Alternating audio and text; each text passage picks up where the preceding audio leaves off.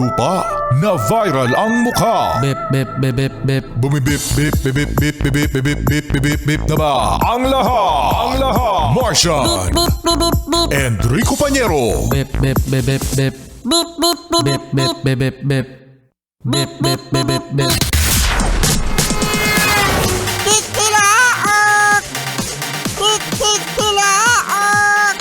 Bip, bip, bip, bip, bip. Ito na ang 101.1 Yes FM Balitang Hoy, congratulations sa mga Yes Pre natin ng mga sex bomb girls at sa mga fans ng sex bomb dancers na alam mo yun, natutuwa na nagsama-sama sila sa stage. At kasama na nga dyan mga Yes Pre ang kanilang member na hindi nakakasama sa tuwing sila ay magsasayaw sa kanilang concert na si Sex Bomb IZ. Actually, hindi na pala siya si Sex Bomb IZ dahil nag-resign na pala si IZ Trazona Aragon.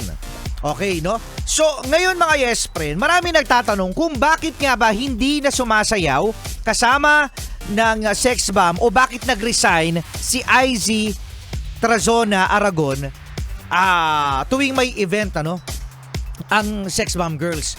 Yun pala, Martian, mga Yes Friend, ay dahil sa religion. Dahil siya ay Christian na. At naniniwala kasi ang si IZ na para bang hindi appropriate para sa kanyang religion na magsayaw ng katulad ng sa Sex Bomb. So ngayon mga Yes Friend, ang asawa niya na Christian din na si Alvin Aragon ay pinupuntiriya ngayon ng mga netizen, ng mga bashers dahil sa isang interview patungkol sa pagsasayaw ng Sex Bomb Girls at ng kanya ding asawa. So, maraming issue ito mga Yes Friend, kasi sabi sa interview na bago pa man daw sila magpakasal, wala na si IZ sa Sex Bomb. At nabanggit din ni IZ ni Alvin, mga Yes Friend, sa isang interview na parang hindi siya papayag na ang kanyang asawa ay sasayaw ng katulad ng sa Sex Bomb Girls pagkatapos ay nakapalda na napakaiksi tapos kita cleavage. Talaga? Oo, yun ang sinabi ni Alvin Aragon. Ngayon, ang dami nagtaas ng kilay. Dahil sa si Alvin Aragon din, ang dami pang mga gospel, ang dami pang mga words of God na sinabi na para bang hindi dapat ginagawa yan. Dapat ako lang ang makakakita sa katawan ng aking asawa sa mga ganyang mga kasuotan. So ang dami mga nagsabi na ano sabi, Martian? Ako talaga magsasabi? Ako talaga magsasabi, Rico Pañero. Ano sabi ng ibang netizen? Sabi ng ibang netizen, Hoy! Ibig sabihin ba niyan, bastos-bastos ang mga ginagawa ng Sex Bomb Girls? Oo, hindi naman. Pati daw ang pangalan ng Sex Bomb Girls, mga Yes Friend, ay hindi raw maganda.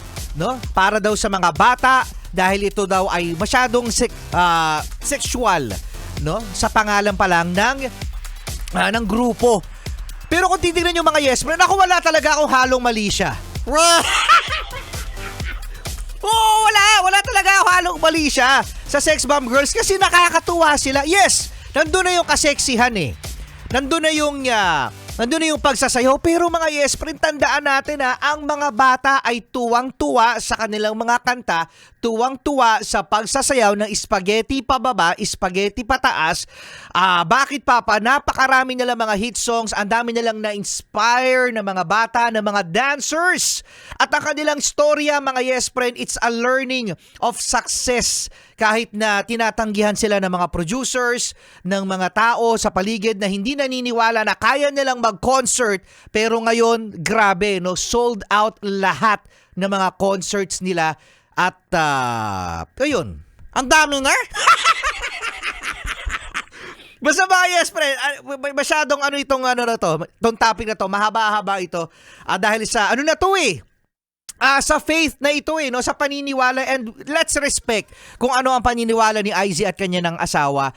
Pero ayun nga yung mga yes pre yung nabanggit lang na parang hindi appropriate yung mga ganung mga sayaw, yung mga ganung mga kasuotan. Ako naman wala talaga halong mali siya.